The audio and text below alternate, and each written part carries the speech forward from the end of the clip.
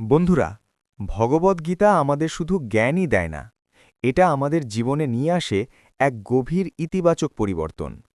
আমার সম্পূর্ণ বিশ্বাস, যদি তোমরা এই ভিডিওটি পুরোটা মন দিয়ে দেখো, তাহলে তোমাদের চিন্তাধারায় আসবে ইতিবাচকতা, আর সেই ইতিবাচক চিন্তাই তোমাদের মন ও জীবনে আনবে এক সুন্দর পরিবর্তন। এই পৃথিবীতে আমরা সবাই কোনো না কোনো ভরসা খুঁজি। ছোটবেলা থেকে আমরা শিখি, এই মানুষটা আমার, এই সম্পর্কটা আমার, এই বন্ধনগুলোই আমার শক্তি। আমরা বিশ্বাস করি, আমাদের চারপাশে যারা আছে তারাই আমাদের নিজের মানুষ। কিন্তু সময়ের সাথে সাথে জীবন আমাদের অন্য এক সত্য শেখায়। একটা সময় আসে যখন আমরা দেখি, যাদেরকে সবচেয়ে বেশি নিজের ভেবেছিলাম তারাই হয়তো দূরে সরে গেছে। যাদের উপর ভরসা করেছিলাম তারা আর পাশে নেই।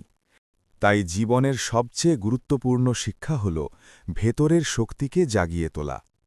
যখন চারদিকের সব রাস্তা বন্ধ হয়ে যায়, তখন একটা রাস্তা সবসময় খোলা থাকে, সেটা হল পরমাত্মার দিকে যাওয়ার পথ। এই পথটা বাইরে কোথাও নেই, এটা আমাদের নিজের অন্তরের মধ্যে।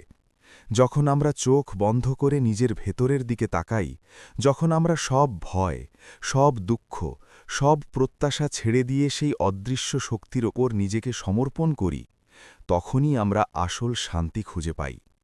এই কথাটা ভগবদ্গীতাতেও বলা হয়েছে, সর্বধর্মান পরিত্যাজ্য মামেকং শরণং ব্রজ।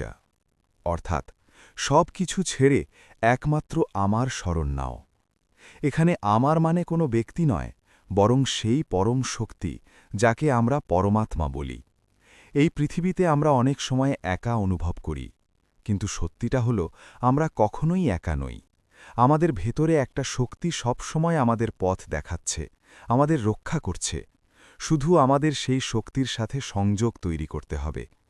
তাই জীবনে যতই কষ্ট আসুক, যতই মানুষ দূরে সরে যাক, যতই পরিস্থিতি কঠিন হোক,